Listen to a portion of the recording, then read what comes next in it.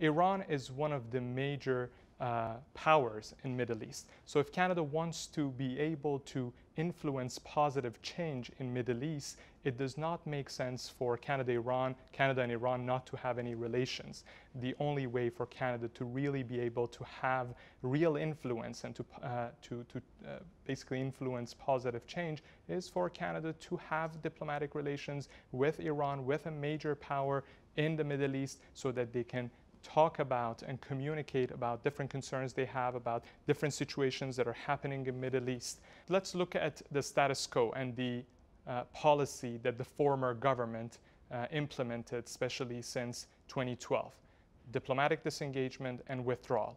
That policy, in our opinion, in the opinion of the Iranian Canadian Congress, was a failed policy. Canada and Iran, they haven't been able to talk in these past 5 years, so there hasn't been any conversation between the two about regional disagreements that exist basically between the two countries. On the human rights concerns that Canada has about Iran or any other country in the world, again, the best path is diplomacy and dialogue. And fortunately, that has been something that Prime Minister Trudeau and the government, the Liberal government, has focused on as well, that to promote human rights in different countries, whether it's Iran, whether it's China, whether in the region, for example, it's Saudi Arabia, they have to talk to those countries, and through dialogue and diplomacy, they communicate these concerns. I would also like to point out to some of the consular cases that sometimes happen in Iran for Canadian citizens or dual nationals. For example, in the case of Professor Homa Houtfar, when she was in prison in Iran,